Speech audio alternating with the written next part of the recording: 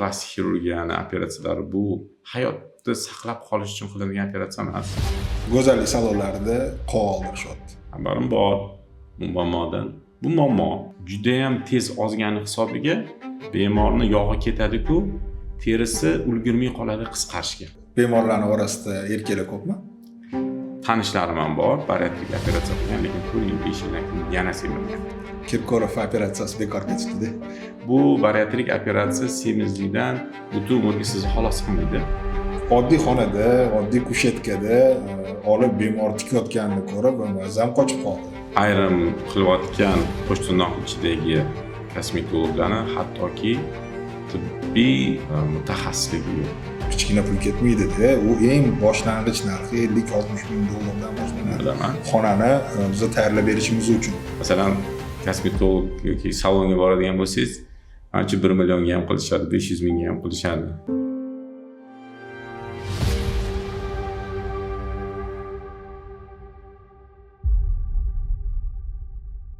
Shamsiddin aka, qarang, necha yil bo'ldi hozir plastik xirurg bo'lib ishlayotganingizga?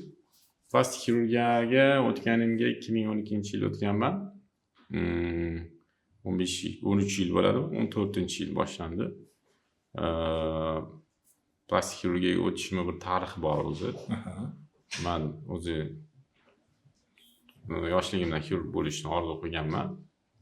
Lekin institut bitirishga yaqin men kardioxirurg bo'laman degan. To'g'risi, o'sha xirurgiya ilmiy markazida grudnoy xirurgiya deydi, xalq tilida, bilasizlar, Vahidov nomidagi akademik Vahidov nomidagi xirurgiya markazida magistratura o'tganman. Umumiy xirurgiya bo'yicha 3 yil kardioxirurgiyada yurganman. Bitirishimga yaqin, keyin diplom olish vaqtida ayrim bir sabablarga ko'ra yaxshilikka bo'lgan deb o'ylayman. Shu paytda direktorimiz, markazimiz direktori, yo'q, sen kardioxirurg bo'lmaysan. Sendan yaxshi plastik xirurg chiqadi deb, meni plastik xirurgiyaga yo'naltirib olganlar. Bu menga soha, vashi yangi soha bo'lgan. Umuman u sohada yurmaganman, men tasavvurimga ham bo'lmagan plastik xirurg bo'lish, to'g'risi. Lekin afsuslanmayman, shu kungacha shu odamga rahmat deyman. Bu odam endi bir mashhur odam. Uni siz ham taniysiz. Paytda Firuz G'afurchi. Shu odam menga to'g'ri yo'lni ko'rsatganlar deb o'ylayman. Shoflaringiz tekis bo'lgani uchunmi? Nimaga? Bilmayman, endi u odam bilasiz, yaxshi organizator hisoblanadilar. Ancha yil vazir bo'lib ishlaganlar, direktor bo'lganlar. Kimni qatga qo'ygan bo'lsalar ham, shu odam to'g'ri qo'yganlar hamma odamlar. Masalan, ko'pchilik o'zimizni markazdagi xirurglarni направлениясini yoki yo'nalishini o'zgartirganlar. Shu insonlar hammasi yaxshi mutaxassis bo'lgan. Shulardan bittasi menman. Keyin shu Firuz G'afurchi sababchi bo'lib qolgan menga bo'lishimga. Men hayolimga ham kelmagan edi u xirurg bo'lish. Men sendan yaxshi xirurg chiqadi, shu plastik xirurgiyani rivojlantirish kerak. Именно estetik plastik xirurgiyani, ya'ni odamlarga chiroy berish, ayollarning yuzini tortib, senda bir xudojniklik anaqa bo'lsan, xudojnik bo'lishing kerak, rassom bo'lishing kerak deb maslahat berib, shuni yo'naltirish berib olganlar. Men bilmaganim, xayolimda ham yo'q edi. Yo'q, keyin 2012-yil bitirgan bo'lsam, magistraturani sentyabr oyidan keyin nima deydi, prikaz chiqdi. Meni ishga qabul qilishdi yangi bo'limda. Endi bo'limimiz nomi mikroxirurgiya deyilardi. Plastik rekonstruktiv mikroxirurgiya bo'limi. U bo'limda asosan biz plastik rekonstruktiv operatsiyalarni, mikroxirurgiya operatsiyalarni bajarardik. Estetik xirurgiyamiz yo'q edi deyarli. Juda ham kam edi. O'shanga bitta ikkita yana meni ikkita yosh doktorlarimiz bilan gruppa sozdать qilib, plastik xirurgiyani именно estetik xirurgiyaga urg'u berishni direktorimiz xohlaganlar. U 2012-yilda umuman respublikada menimcha plastik xirurglar qo'l bilan sanasa bo'ladigan darajada edi.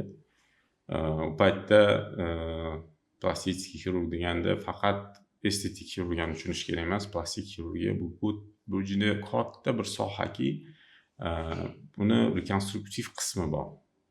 Afsuski bu rekonstruksiya qismi bilan hech kim shug'ullanmayapti hozir. Deyarli juda ham kam odamlar, sanoqli odamlar, qo'l bilan sanab bera olaman bu plastik xirurglarni. Asosiy omma, asosiy doktorlar, yoshlar hozirgi kunda, hozir bilsangiz kerak, plastik xirurglar juda ham ko'payib ketdi.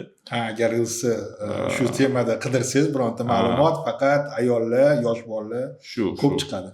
Yosh kadrlar ko'p chiqadi. O'shaning uchun hozirgi paytda endi plastik xirurg desa faqat shu estetik xirurgiyani, ya'ni estetik xirurgiyani tushunishadi. Yoshartirish, kosmetologik operatsiya deyishadi yoki yo'q, kosmetologik emas, estetik xirurg deb tushunish kerak. Tushunchani to'g'rilashimiz kerak. Plastik xirurg umuman chet elda mana 4 yil, 4,5 yil Kuvayt davlatida ishlab kelgan. Plastik xirurg deganda ular faqat estetik xirurgiyani emas, umumiy rekonstruktiv xirurgiya, mikroxirurgiya bilan shug'ullanadigan bu xirurgiyani bir yo'nalishi. Shunaqa bo'lib plastik xirurg bo'lib ketganman. 2012-yildan beri shu plastik xirurgiyadan boshlang'ich ta'limni desak ham bo'ladi. Xirurgiyani, plastik xirurgiyani rekonstruktiv xirurgiyadan boshlaganman. Ustozlarim rekonstruktiv xirurglar, Abdurashid Salomich, Qayum Hajiyev, Rasulov, Jamshid Jo'rabayevich.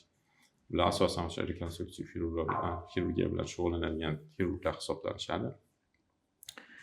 Va 3 yil ishlagandan keyin 2015-yilda Yekaterinburg davlatiga borib, Yekaterinburg shahriga, ya'ni Rossiyani Yekaterinburg shahriga borib, nima deydi, professional qayta tayyorlov kursini o'tdim. Chunki endi plastik xirurg bo'lib ishlash uchun qonunan diplomingiz bo'lishi kerak edi. Meni umumiy xirurgiyadan diplomim, magistrlik diplomim bor edi-ku, lekin umuman plastik jarroh degan yoki plastik xirurg degan diplomim yo'q edi. Shuning uchun baribir dokument kerakligini bilib, Yekaterinburgga Ural o'sha paytdagi tibbiyot akademiyasi, hozirgi tibbiyot universitetida kafedrasida plastik xirurgiya bo'yicha qayta tayyorlov kursini o'tganman.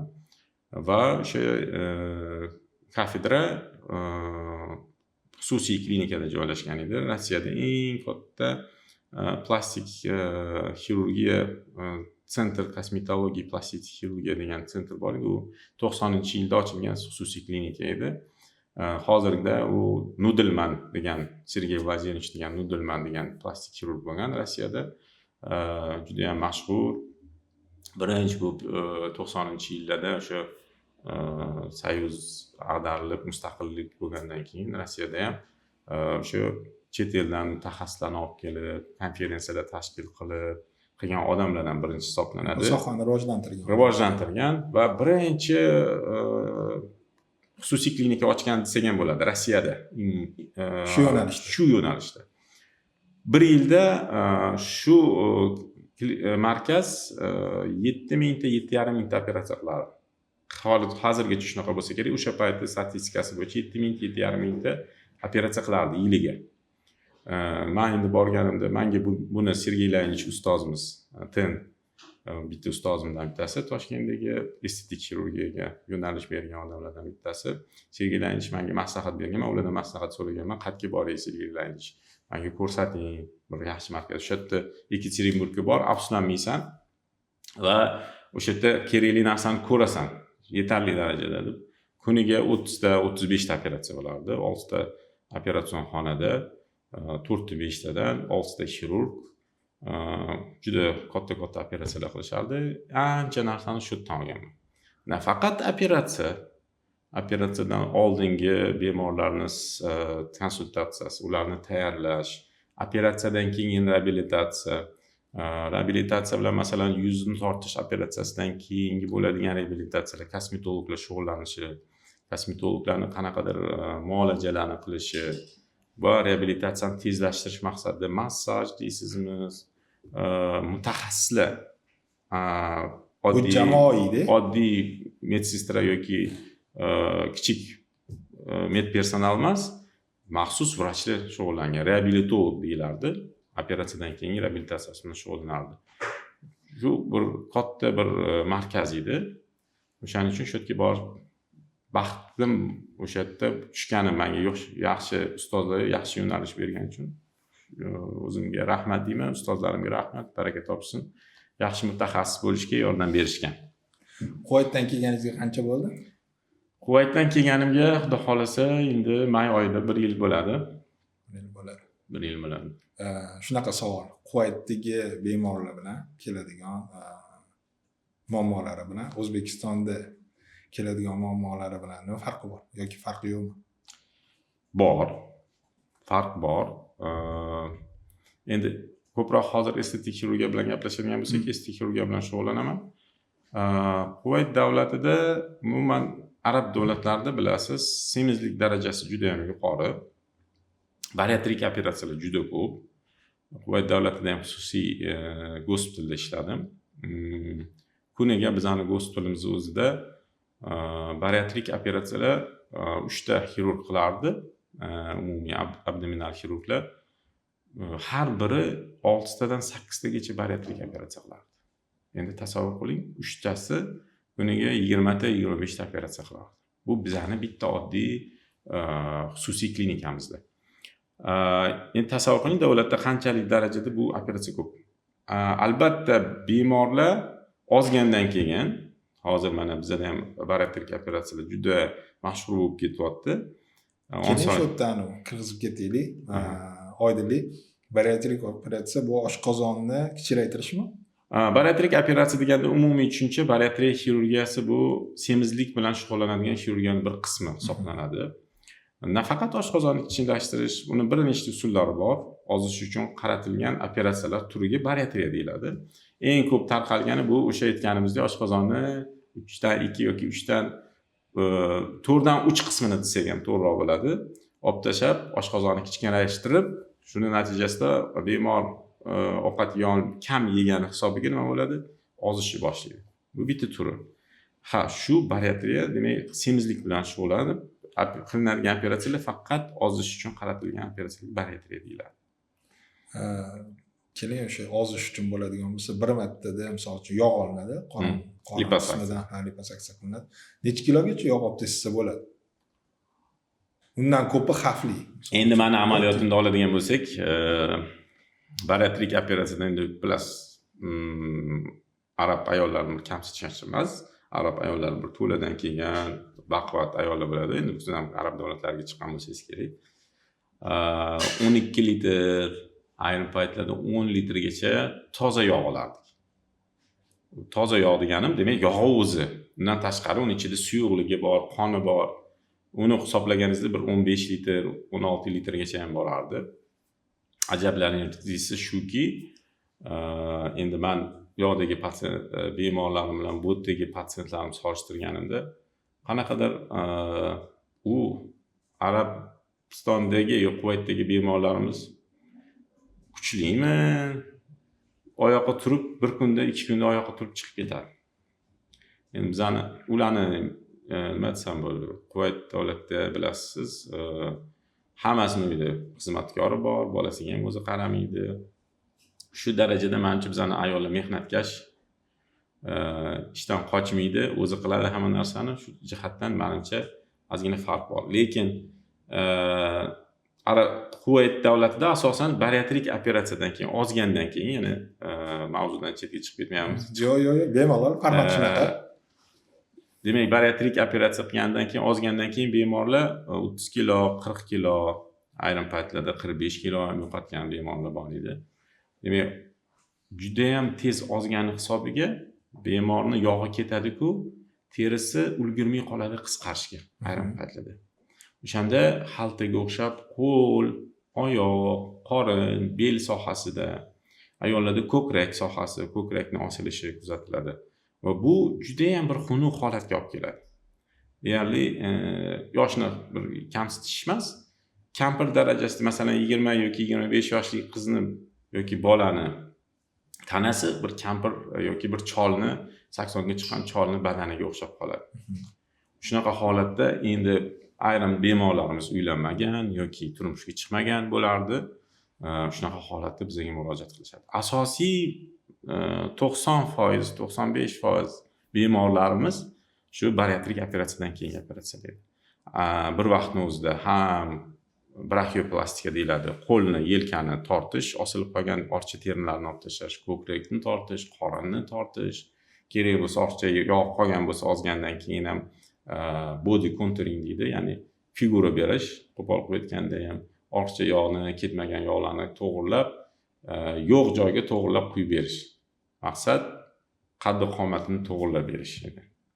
Xo'p, siz operatsiyadan keyin qancha muddat bemor shu holatda yuradi yoki bo'lmasam u baribir ovqatini, yeyish-ichishini, hayot tarzini o'zgartirmasa, yana qaytib oladimi eski holatiga? Bariatrik operatsiyadan keyin demoqchimisiz? Ha, plastik operatsiyadan keyin. Hop, plastik operatsiyaga gapiradigan bo'lsak, liposaksiya, yana bir marta aytishim kerak, liposaksiya bu yog'ni maxsus kichkina teshiklar orqali bilasiz so'rib olishga, u apparat yordamida yoki mexanik usulda, oddiy usulda eritma yuboriladi, maxsus eritma yuboriladi qonamaslik uchun. Keyin shu apparatda yo lazer yordamida, yo ultrazvuk yordamida, yo oddiy mexanik usulda parchalab uni so'rib olishga etiladi, kesmalarsiz. Liposaksiya, men har doim aytaman, bemorlar menga oldimga semiz ham keladi, ozg'in ham keladi. Ozish uchun liposaksiya qilib qo'ying deydi. Agar tana vazni indeksi bor, normasi bor, bilasiz, 25 gacha bo'ladigan bo'lsa, bu demak bo'yni kiloni, demak og'irlik vaznini bo'yga nisbatini metr kvadratda hisoblanadi indeksi. Bu indeks 25 gacha bo'lsa, demak bu norma, me'yor hisoblanadi. 25 dan 30 gacha bo'ladigan bo'lsa, bu ortiqcha vazn deyiladi. Bu o'zida Jahon Sog'liqni saqlash tashkilotining klassifikatsiyasi. 30 dan 35 gacha birinchi darajali semizlik, 35 dan 40 ga ikkinchi darajalik, 40 dan 45 gacha bu uchinchi darajalik, 45 dan yuqori bo'lsa bu morbid ojireniya yoki morbid semizlik deyiladi. Demak, agar meni bemor oldimga kelganda liposaksiya qilib qo'ying, qornim osilib ketgan yoki yog'im ko'p, ozmoqchiman desa, 30 indeksdan baland bo'lsa, men semizlik bo'lsa olmayman, to'g'risi. Uni tavsiya qilaman ozib kelishiga. Tabiiy yo'l bilan, agar indeks massasi juda ham yuqori bo'lmasa, 30-35 gacha bo'ladigan birinchi darajali semizlik yoki ortiqcha vazn bo'ladigan bo'lsa, ozib kelgan degan maqsadda 10 kiloga bo'lsa ham ozib kelgan deyman. Agar 35 dan yuqori bo'ladigan bo'lsa, ikkinchi darajali, uchinchi darajali semizlik bo'ladigan bo'lsa, albatta u yo o'zi dieta qilib, sport bilan shug'ullanib ozish kerak, irodasini to'plab, yoki boyagi radikal usul, oson usul operatsiyaga qilib, bariatrik operatsiya qilib oshqozonni kichkina. Menimcha uni ham oson deb bo'lmaydi, og'riqlari kuchli bo'ladi kerak. Endi odam bunga o'zi tayyor bo'lishi kerak. Agar sog'lom bo'lish niyati bo'lsa, bilasiz, semizlik ko'p kasalliklarni keltirib chiqaradi. Yoshligimizda bilinmasligi mumkin, lekin yosh o'tgan sari semizlik kuchaygan sari qandli diabet, birinchi navbatda qon bosimi, qandli diabet, keyin u vazn hisobiga bo'g'imlardagi o'zgarishlar, mana o'zingiz ham doktorlar orasida yurasiz, tizzani almashtirib yotishibdi, to'g'rimi? Yoki umurtqa pog'onasiga ko'p og'irlik tushgani uchun belgi rejasi deyishadi, to'g'rimi? Bu hamma muammo shunga semizlik natijasida. Bemor endi bariatrik operatsiya bu butun umrga emas. Endi yana savolingizga qaytamiz. Bu bariatrik operatsiya semizlikdan butun umrga sizni xalos qilmaydi. Masalan, oshqozonni o'sha sleeve rezeksiyasi deydi. Rezeksiya qilib kichkinalashtirib ozdirish bu insonga shans beradi, ya'ni bitta shans beradi o'zini to'g'rilab ushlab olishga. Masalan, hammamiz ozg'in bo'lganmiz yoshligimizda, lekin yosh o'tgan sari noto'g'ri ovqatlanish, noto'g'ri rejim semirishga olib kelgan, to'g'rimi? Natijada esimizdan chiqib qolgan, bizning ozg'inlikdagi yengil hayotimiz esimizdan chiqib qolgan. Bariatrik operatsiya, agar inson hozir ko'rsatmasi o'zgardi, bariatrik xirurglar bilan nima deydi, bevosita ishlaganim uchun bu yerda o'shaning uchun bilaman. Masalan, bizning xirurglar indeks massasi 35 dan yuqori bo'lsa, yana faqat bariatrik operatsiyaga ko'rsatma deydi. Yo'q. Hozir bariatrik xirurglarning assotsiatsiyasining ko'rsatmasi bo'yicha 30 indeksdan baland, ya'ni birinchi darajali semizlikda ham bariatrik operatsiya qilishga ruxsat beradi. Qachonki anamnezida, ya'ni anamnez deganda hayotida bemor bir necha marta harakat qildi ozishga, to'g'rimi? Dieta qildi, sport bilan shug'ullandi, to'g'ri ovqatlandi, ozdi, 10 kilo, 15 kilo, 20 kilo tashlaganlar ham bor. Ozdi, lekin yana rejimdan chiqib, to'g'ri ovqatlanishni to'xtatsa, sportni to'xtatsa, 1 oy, 1,5 oyda bu insonlar nima qiladi? Qaytadan vesiga bo'ladi. Agar shunaqa qilib 2-3 marta ozgan, harakat qilgan, yana qaytadan yig'ib olgan bo'lsa, shu ortiqcha vaznni, mana shunda bariatrik operatsiya qilishga ruxsat bor. Profilimda ko'rsanglar bo'ladi. Masalan, Barchin G'ofurovani mana xirurgimiz, Quvaytdan kelgan xirurgimizni taklif qildim, ular qilib berdilar. Barchinda 89 kilogramm edi. Indeksi bo'yi baland, indeks massa telosini hisoblagan, indeks tana vazni indeksini hisoblaganimizda 32 yoki 33 chiqdi. Ko'p o'zimizni Toshkentdagi xirurglar отказ qilishgan, unga qilmaymiz sani, tana vazning indeksi to'g'ri kelmaydi. Yo semirishing kerak, yo o'zing ozishing kerak deyishgan. Lekin u bir necha marta harakat qilgan ozishga, ozgan, yana semirgan. Keyin shu xirurgimiz bilan quvvatli xirurgimizni bir necha marta taklif qilib Toshkentda operatsiya qildilar. Shu xirurgimiz aytdilarki, yo'q, agar hayoti davomida bir necha marta ozib, dieta qildi, yana yig'ib bo'lsa, ortiqcha vaznni, bu ko'rsatma bo'ladi bariatrik operatsiya. Tushuntirdingmi? Lekin yana mavzuga qaytamiz, bariatrik operatsiya inson uchun bu shans. Ayrim insonlar bor, ayrim meni tanishlarim ham bor, bariatrik operatsiya qilgan, lekin 4 yil, 5 yildan keyin yana semirgan. Semirish mumkin, faqatgina noto'g'ri ovqatlansa. Ovqat ko'p yeyolmaydi bariatrik operatsiyadan keyin, ayniqsa rezeksiya qilingandan keyin, oshqozonni kichkinalashtirgandan keyin, faqatgina kaloriyasi yuqori bo'lgan ovqatni iste'mol qilgandan keyin, ortiqcha kaloriya bo'lgandan keyin, jismoniy zo'riqish bo'lmagandan keyin yana yog'ga aylanish boshlaydi kaloriya. Tushuntirdingmi? Bu ortiqcha yeyilgan kaloriyamiz nima bu? Xamirlik, non, shirinliklar, pishiriqlar, to'g'rimi? Shakarlar, har qanaqa turi, sok, oddiy, kompotlar, Coca-Cola, Fanta degandek. Shokoladlar. O'zi miqdori kam-ku, lekin hisoblaganingizda uni kaloriyasini qaraganda juda ham yuqori kaloriyali bo'ladi. O'shaning uchun yoki fast foodlar, gamburger deysizmi, donar deysizmi, noni ko'p, uni yeyaversa yoki chipslar, bolalar mana ko'p yaxshi ko'radi, yoki chipslar ham kaloriyasi juda ham yuqori. Ana shu anamizni yig'ganda, mana Quvaytda ham shunaqa holatlar ko'p bo'lgan. 4 yil, 5 yildan keyin ovqat yeolmaslar ham, lekin shunaqa kaloriyasi yuqori narsani yegandan keyin yana qaytadan yog' yig'ilish boshlaydi. Qaytadan operatsiya qildiradiganlar ham bo'ladimi? Bor. Lekin bunaqa holatda endi oshqozonni, endi Quvaytda misolda aytadigan bo'lsam, chunki ko'p aytmoqmanku, quvvatli xirurglar bilan ko'p gaplashardik, chunki ishimiz deyarli yaqin edi, bemorlarimiz yaqin edi. Xirurglarning aytishi bo'yicha, bariatrik xirurglarning aytishi bo'yicha, agar oshqozoni kengaygan bo'lsa, qaytadan yana ikkinchi marta rezeksiya qilish usuli bor. Endi nafsi buzuqlik qilib yeyotgan bo'lsa, nafsi buzuqlik qilib o'zini rejimini to'g'irlamayotgan bo'lsa, unda boshqa operatsiya mini gastroshunchirniya deydi, ya'ni oshqozonni ingichka ulab qo'yadi. Nima desam bo'ladi? Hazm bo'lmay o'tib ketadi. Hazm bo'lmay o'tib ketadi. Qo'pol qo'yayotganda. Natijada yegan narsasi yuqmaydi. Bu boshqa operatsiya. Bariatrik operatsiya boshqa turi. Unda qancha yesa ham semirmaydi. U radikal operatsiya. Qarang, men Koreyaga borganimda, Xitoyga borganimda, mana misol uchun bizda yoshligidan farzandlarimizga o'g'il bola bo'lsa, uy qurib qo'yishga harakat qilamiz. Qiz bola bo'lsa, uni mebelini olib qo'yishga, sarpa-surug'ini yig'ib borishadi. Xitoyda ham, Koreyada ham shu savolni ko'targanman. Ular farzandlariga ba'zi bir xil oilalar plastik xirurgiya uchun pul to'plab borishadi. 18 yoshlardan o'tgandan keyin Nima uchun bunaqa qilasizlar desa, chiroyli odam jamiyatda o'z o'rnini topishi juda ham oson deyshadi. Bizda qanaqa shu trend? Shu jon bormi shu gapda?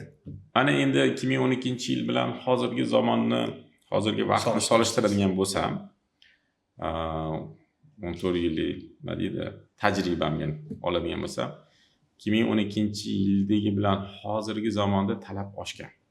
Plastik xirurg. Chiroyli bo'lishga. Bu jihatdan ularning gapi to'g'ri. Demak, masalan,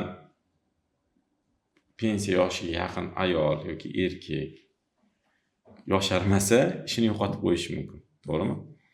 Demak, avtomatik hozir ko'pchilik xususiy joyda, xususiy korxona, firmada ishlayapti. O'zini nima deydi, tashqi ko'rinishiga, внешностиga qaramasa, o'zini ishini yo'qotib qo'yishi mumkin. O'shaning uchun bu tomondan Koreya yoki chet el to'g'ri qarash kerak. Masalan, Kuvaytda ozgandan keyingi muammolar bo'lsa, Koreya yoki rivojlangan davlatlarda tashqi ko'rinishga, yuzi, qovog'i, yuzini tortishga harakat qilishadi. Chunki eng birinchi bildiradigan narsamiz bizning yoshimiz bu yuzimiz. To'g'rimi? Yuzdagi ajin, osilishlar, qovog'ning osilishi. Demak, ular to'g'ri fikrlashyapti desam ham bo'ladi. Chunki tendensiya shunga ketyapti. Ko'rinishga baribir, masalan, o'zingiz ham xususiy korxonaning rahbarisiz, to'g'rimi? To'g'ri. Suhbatga kelganga, ishga olayotgan odamni baribir yuziga qaraysiz, to'g'rimi? Chunki ertaga u ishlagan ishchingiz sizni nima deydi, klientlaringiz bilan gaplashganda ko'rinishi chiroyli bo'lishi kerak. Erkak kishi bo'ladimi, ayol kishi bo'ladimi? Nima deydi, приятный bo'lishi kerak deydi-ku. O'shaning uchun tendensiya shunga ketadi qarab baribir. U aniq gap. O'shanga yarasha talab ham oshyapti. Sal kavarniroq bo'lsa ham savol beraman. Misol uchun ayol kishi bizda endi baribir oilada farzandli bo'ladi va bir necha marta farzandli bo'ladi. Farzand kutayotgan payt semiradi, undan keyin ozadi, yana semiradi, ozadi va tana buziladi. Bunaqadir ma'noda estetikasi. Erini ushlab qolish uchun ham qanchalik og'riqli bo'lmasa ham, menimcha ko'pmi keladigan shunaqa holatlar? Oilaviy, misol uchun xunuk ilgidan qanaqadir Arab davlatida oladigan bo'lsak, Kuvayt davlatida deyarli ayollar shunga kelardi. Chunki bilasiz, arab davlatlarida ikkinchi xotin, uchinchi xotin, to'rtinchi xotinga ularda ruxsat bor. Lekin Kuvayt davlatida ham men hayron qoldim. Bir xotinlik ko'pi. Ayniqsa yoshlari faqat bitta xotinlik. Lekin ayollar qo'rqadi, qonun doirasida ularda ruxsat bor. Qo'rqadi yerini yo'qotib qo'yishdan, ya'ni yoki kim bilandir bo'lishishga. Shuning uchun asosiy bemorlar endi arab ayollar juda ham ko'p tug'adi. To'g'risi 8 ta, 9 ta, 14 talab tug'gan ayollar bor edi patsientlarimiz. O'shaning uchun ular erini saqlab qolish uchun qilishadi, to'g'ri. Menda ham, O'zbekistonda ham shu tendensiya bor. Tendensiya bor, bor. To'g'ri. Orada bemorlarning orasida erkaklar ko'pmi? Bor. Yo'q emas. Yo'q emas. Ko'payyaptimi yoki bo'lmasam oldingidagi bir qilib? Yo'q, ko'payyapti. Ko'payyapti. Chunki erkaklar ham aytayman-ku, ish yuzasidan tashqi ko'rinishni to'g'irlash maqsadida harakat qilishyapti. Mana sizda ham qorindagi presslarni ham qilib berish imkoniyati bormi? Qorindagi pressga keladigan bo'lsak, bu alohida bir mavzu. Chizish buni men qilmayman. Chunki Kuvayt davlatida ham qiladigan xirurglarimiz ham bor edi, buni natijasini ham ko'rganmiz. To'g'ri, operatsion stolda ko'rsatiladi. Ko'rgan bo'lsangiz, xirurglar operatsion stolda to'rtburchak qilib, kubik qilib, uni anglishchasi six pack deydi, to'g'rimi? Zo'r bo'lib turadi. Lekin 1 yildan keyin ko'rganmisiz natijasini? Yo'q. Chunki natija qo'yilmaydi 1 yildan keyin. Qo'yilmaydi emas, natija yo'q u. U yo'q. Chunki u natija nima qilinadi? Yog' qoldiriladi va qolgan yog'i atrofidagi ortiqcha yog'ni ko'proq liposaksiya qilib chiziladi. Yog' qoladi u baribir. U semirgandan keyin yana tekis bo'lib ketadi. Qanaqadir qismdan qolishi mumkin, lekin operatsion stoldagi ko'rgan natija qolmaydi. 100% uni sizga aytaman. Kirkorov operatsiyasi bekor ketibdi-da. Endi men bilmayman qanaqa natija. Lekin men shu narsani ko'rganman, ayollarda ham, erkaklarda ham liposaksiyadan keyin o'zimni kasallarimdan qilinganda butunlay yog' olib tashlasa, keyin bemor sport bilan shug'ullansa, terin tagida yog' qolmagani hisobiga o'zini mushaklar ko'rinish boshlaydi. Bu tabiiy yo'l bilan qilsa, sport bilan shug'ullansa chiqadi. Operatsiyadan keyin qanchadan keyin sport bilan shug'ullansa bo'ladi? Liposaksiyadan keyin 1 oydan keyin. 1 oydan keyin o'sha sport zaliga chiqib, sport bilan Endi shug'ullansa. abdominoplastika bo'lmaydigan bo'lsa, aktiv shug'ullaniladi. Abdominoplastika operatsiyasi bo'lgan bo'lsa, choklar ochilib ketmasligi uchun o'zini yengil yugurish yoki yurish, og'ir narsa ko'tarish mumkin emas, albatta. Yengil jismoniy zo'riqish berish mumkin. Qaysi kasalliklar bilan bo'lgan bemorlarni olmaysiz? Qaysi kasallik bilan? Misol uchun saxri bo'lishi mumkin. Sahr bu qarshi ko'rsatma emas. Qarshi ko'rsatma emas. Yo'q. Men bitta misol keltiraman. Yana sizga Kuvaytga qaytamiz. Bo'ldi. Kuvayt davlatida men aytaman, xususiy klinikada ishlaganimizda bizani spinalniy xirurg deymiz yoki neyroxirurg, umurtqa pog'onasi bilan shug'ullanadigan doktorimiz bor edilar. Undan tashqari ortoped doktorlarimiz bor edi. Bo'g'imlarni almashtirishardi yoki yelka bo'g'imini almashtirishardi. 90-95 kirgan chol kampirlarni nima deydi, operatsiya qilishardi. Ularni sahri ham bor edi, yurak ishemik kasalligi ham bor bo'lgan, anamnezida nima deydi, stent qo'yilgan. O'shaning uchun bu qarshi ko'rsatma emas, lekin hamma narsani operatsiyadan oldin har bir bemorni tekshiruvdan o'tkazib, albatta nima qilish kerak? Anesteziolog kerakli mutaxassis, tor mutaxassis bilan maslahatlashilinadi. Qandli diabet bo'ladigan bo'lsa, qandli diabetni normagacha tushira olmasak ham 7-8 gacha tushirib olish mumkin. Qarshi ko'rsatma bo'la olmaydi qandli diabet. Umuman endi operatsiyaga qarshi ko'rsatma bo'lish uchun birinchi navbatda anesteziologik, ya'ni narkoz yoki shu anesteziolog narkoz beradigan doktorlarimizni narkoz berishga qarshi ko'rsatma bor yo'qligini aniqlashimiz kerak.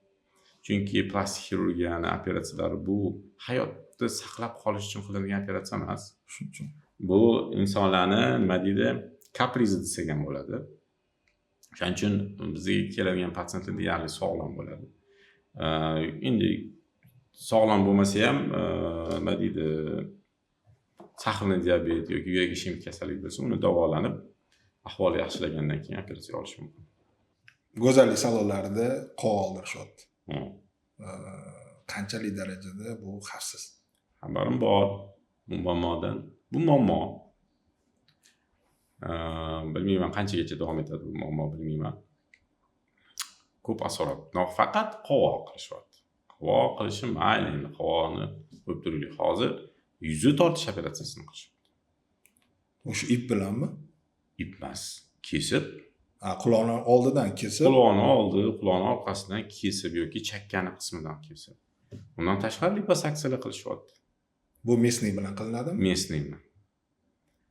Endi bu salonlarni men bir nechta odamlarga savol berdim bu narsani haqida. Nima dedim, mutasaddi idoralarga. Ularning na litsenziyasi bor. Litsenziya berilmagan. Chunki litsenziya olmaydi ham ular. Ular nima deydi, tibbiyot xodimlari emas. Shunaqa. Shuning uchun nima deydi, bizning sog'liqni saqlash vazirligi ularga bevosita bo'ysunmaydi ular. Ularning ham haqqi yo'q ularni tekshirishga, bilishimcha. Shuning uchun chet elda bu narsa yo'q, lekin SNG davlatlarida bu oxirgi payt rivojlanib ketyapti. Rossiyada ham xuddi shu muammo bor. Mana o'zimizda ham shu muammolar boshlandi. Asorat ko'p. Chunki ayrim qilayotgan qo'shtirnoq ichidagi kosmetologlarni hattoki tibbiy mutaxassisligi yo'q. Tibbiy mutaxassisligi degandaki oliy ma'lumotli emas, o'rta xodimmi diplom ham yo'q. O'shaning uchun endi bilmayman odamlarni, men narxini bilmayman.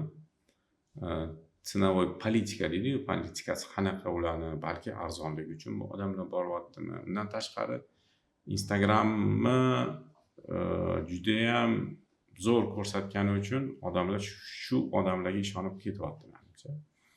Lekin bu narsa noto'g'ri deb bilaman.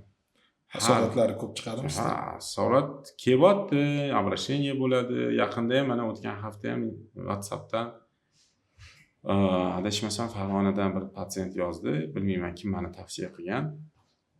Tavsiya qilishdi. Birinchi marta operatsiya bo'lgan, pastki qovog'ini oldirgan. Pastki qovoq ochilib qolgan. Ya'ni ruscha aytadigan bo'lsak, выворот bo'lib qolgan. Yumilmaydi. Pastga tortilib qolgan. Yana borgan, o'shani o'ziga borgan, yana borgan, chakka sohasidan tortib, bu yoqdan kesib tortib beraman, yopiladigan bo'lgan. Yopiladigan bo'ladi degan. Bo'lmagan. Endi bu 2 martami korreksiya qildirgan, bo'lmagan, shunda ochilyapti. Sizni tavsiya qilishdi, shunaqa operatsiya qilar ekansiz. Va qilaman, keling gaplashamiz dedim. Endi kelsa kerak, ko'ramiz, bilmasam. Yo, agarda bunaqa narsalarni asorati bo'lsa, nimaga odamlar kerakli joylarga endi undan murojaat qilishmaydi? Istihola qilishadimi? Yo'q, bizani xabarimiz yo'q undan, balki qilishayotgandir ham. Uni maxsus shug'ullanadigan o'zini bo'limi bor, Sog'liqni saqlash vazirligini nima deydi, главный специалист deydi, bosh mutaxassis bor, plastik xirurgiya bo'yicha Sog'liqni saqlash vazirligi. Albatta bu narsa ko'rib chiqiladi. U mutasaddilarga, idoralarga murojaat bo'ladi. Bizani xabarimiz yo'q undan. Tushuntirdingmi? O'shaning uchun bu muammo baribir qachondir hal bo'ladi. Yo'q bo'ladi bu narsa. Chunki qachondir buni kontrolga olish kerak bo'ladi. Nima deydi, o'rislar aytadi, до поры до времени deydi. Xos to'g'ri aytamanmi yo'qmi bilmadim. Dorining otini Azimpik deb yangi dori chiqdi. Ha. Xuddi saharni tushirish uchun qilinadiganday kimni atrofiga qilinar ekan, shu bo'yicha. Ha. Bironta ma'lumotingiz bormi shu to'g'risida? Azimpik yaqinda keldi bizga. Azimpik yana Kuvaytga qaytamiz. Kuvaytda juda ham mashhur dori. Azimpikdan oldin bir nechta dorilar chiqqan. Bu Azimpik 3-avlod preparat hisoblanadi. Birinchi avlod bu Victoza edi. Bu preparatlarni, bu dorilarni o'zi saharni, qandli diabetni tushirish uchun o'ylab topilgan dorilar. Lekin bu gormonal dorilar, bilasizlar. O'qigan bo'lsangiz kerak. Bu dorilar ishtahani pasaytiradi, insulin rezistentlikni kamaytiradi, qand miqdorini kamaytiradi. Uning bir nechta ta'siri bor. Qo'llashganda endi aytdik-ku, yana semizlik qandli diabetga olib keladi. Semiz odami qandli diabet. Ikkinchi tip qandli diabet, demak semizlikdan keyin bo'ladi. O'sha Victozani ham, undan keyin Saxenda degan dori chiqqan. Saxendani ham qandli diabet tushirish uchun ko'rishganda insulin rezistentlikni tushirib, ishtahani bo'g'ib, bemorlar ozishni boshlagan. Natijada semiz odamlarga ham qo'llashni boshlashgan. Yaxshi natija bergan. Buni bekitmayman, o'zim ham qilganman. Saxendani masalan, o'sha Kuvaytda yashaganimda qilganimda, tajribamdan kelib aytadigan bo'lsak, 3 oyni to'liq olganman. 12 kilo tashlaganman. Ishtahani bo'g'adi. Ovqatga umuman qaragingiz kelmaydi. Ko'proq ovqat yesangiz ko'nglingiz ayniydi. Nima deydi, ruschasiga aytganda ovqatdan отвращение bo'ladi. Tushuntirdingmi? Yaxshi natija bo'lgan, lekin 1 oy, 1,5 oydan keyin tashlaganingizdan keyin yana semirish boshlagansiz. Yana qaytamiz. Bu preparatlar shans ozib olish uchun, lekin bemor inson o'zi nafsini tiyib to'g'ri ovqatlanishga o'tishi kerak. Hozirgi chiqqan mana endi Azimpik dedingiz, bu 3-avlod. Azimpikdan keyin chiqqan avlod bor, Manjaro, eshitgan bo'lsangiz kerak. Yo, Reelslardan faqat Azimpik to'g'risida ko'rdim. Endi Azimpik savolni beraman dedim. Manjaro degan 4-avlodi chiqdi. Yaqinda BBC'ning ham YouTube'da anaqasi chiqdi, peredachasi chiqdi. Qiziqsangiz ko'rib ko'ring. Azimpik, Manjaro to'g'risida yanvar oyida chiqqan, podkastda chiqqan. Dokumentalniy qilib olishdi. Bemorlarga, o'sha saharni diabetli bemorlarga, semiz odamlarga berish bir qisqacha bir ilmiycha qilishga harakat qilishdi. Unaqa juda zo'r ma'lumot yo'q, lekin natija bo'lgan. Endi bu ham o'zini ko'rsatmalari bor. Bu Victozani ham, Saxendani ham, Azimpikni ham har birini o'zini qarshi ko'rsatmasi bor. Побочный действие, nojo'ya ta'siri bor. Har bir avlodga kelib nojo'ya ta'siri kamaytirilyapti. Endi hozir Manjaro mana mashhur bo'ldi. Azimpikdan keyin Manjaro chet elda hozir Manjaro ishlashyapti. Manjaroning nojo'ya ta'siri Azimpikdan ko'ra yana ham kamroq. Bu именно shu semizlikka chiqarilgan preparat degan bo'ladi. Yaxshi natija beradi. Mana endi buni o'sha arab davlatlarida yoki bariatrik xirurgiyada shu bariatrik xirurgiyaniga konkurensiya deb bir gapirishdi, Manjaroni ham Azimpikni ham, lekin hammada har xil ishlaydi. Ayrim bemorlarda buni ham o'zining ko'rsatmasi bor. 3 oy 4 oygacha qilinadi. Ko'rsatmasi bo'yicha, yozilishi bo'yicha, endi Saxenda yoki Azimpik to'g'risi gapirsak, 3 oy ichida bemor 10 kilodan kam yoki 5-6 kilodan kam desak ham, kam vazn yo'qotgan bo'lsa to'xtatiladi. Chunki effekti yo'q hisoblanadi. 1-2 kiloga uni to'xtatish kerak. Uni o'zini kursi bor. 3 oydan keyin agar 10 kilo, 12 kilodan oshiq yo'qotgan bo'lsa, davom ettiriladi. Tushuntira oldimmi? Endi men ham mutaxassis emasman. Buni endokrinologlar, dietologlar yaxshi shug'ullanadi. Endi bir qiziqqanim uchun bir o'qib turaman. O'shaning uchun yaxshi preparat. Lekin uni baribir endokrinolog, dietolog tavsiyasi bilan qarshi ko'rsatma bor yo'qligini aniqlab, keyingina buyurish kerak bo'ladi. Yaqinda bir bemorim ham oldi, abdominoplastika liposaksiya bo'lgan. Endi ortiqcha vazni bor edi. Endi bunga bariatriya qilmaymiz-ku. Azimpik qildi, bir 8 kilo tashladi. To'xtatdi, lekin aytdimki, to'g'ri ovqatlanasan. Shirinlikni to'xtatasan, yesang ham bir haftada bir marta yeysan, ko'proq oqsilli, salat, nonni cheklaysan, non yesang ham qora non, shu zog'ora nonni yeysan dedim. Yo'q, yaxshi. Ancha effekt berdi. Siz eng ko'p qiladigan operatsiya turingiz qanaqa? Endi O'zbekistonda qovoq operatsiyasi, liposaksiya. Endi Kuvaytda ko'proq aytdimku, bariatrik operatsiyadan keyin hamma operatsiyani qilardik deydi. Eng yaxshi ko'rgan operatsiyam o'zim yuz tortish operatsiyasi. Yuz tortish operatsiyasi. Sal o'rinli, noo'rinmi savolim? Operatsiyalaringiz necha puldan boshlanadi va necha pulgacha boradi? Magar bironta ota-ona hozirdan pul yig'ib boraman degan bo'lsa. Ya, operatsiyalarim to'g'risi, men marketda o'rganasiz baribir. Men ham o'tga 1 yil bo'ladi endi kelganimga. Marketda ko'rganingizda, marketda baribir nima deydi, o'rtachasini olasiz. Endi o'rtacha narx. Juda ham yuqori ham emas, juda ham past ham emas. Boshqa mutaxassis yoki klinikalar bilan solishtirganda o'rtacha. O'rtacha примерно ham yo'qmi narxi? Masalan, endi blefaroplastikani aytadigan bo'lsak, yuqori qovoq blefaroplastikasi 4 million. Unda borsam bo'lar ekan, men qovoqlarim osilib qolgan. 4 million so'm. Masalan, boshqa bir xirurglar nima deydi, yulduzlarimiz 8 million, 10 millionga ham qiladiganlar bor. Masalan, kosmetolog yoki salonga boradigan bo'lsangiz, ancha 1 millionga ham qilishadi, 500 mingga ham qilishadi. Yo, men ko'rib qoyil qolganman, sterilizovanniy xona bo'lishi kerak. Endi biza o'sha tip texnika sotadigan bo'lsak, bitta operatsionni nasnashingasiga kichkina pul ketmaydi-da. U eng boshlang'ich narxi 50-60 ming dollardan boshlanadi. Bilaman. Xonani biza tayyorlab berishimiz uchun. Bilaman. Oddiy xonada, oddiy kushetkada olib bemor tikayotganini ko'rib, mazam qochib qoldi. Buni даже Instagramga qo'yibdi, o'zini sahifasiga. Bundan qo'rqmayapti-da. Men hayron qoldim. Aytasiz, plastik xirurgiya bo'yicha o'zini bosh shifokori bor, bundan tashqari Minzdrav. Endi bu nima desam bo'ladi? Ma'lum bir vaqtgacha. Asorat ko'payib, aytgandek shikoyatlar ko'paysa, bu narsa qonunchilik doirasida, darajasida ko'riladi. Menimcha qonun doirasida hozir bularga bir o'zgartirish bir chora ko'rish imkoniyati yo'q.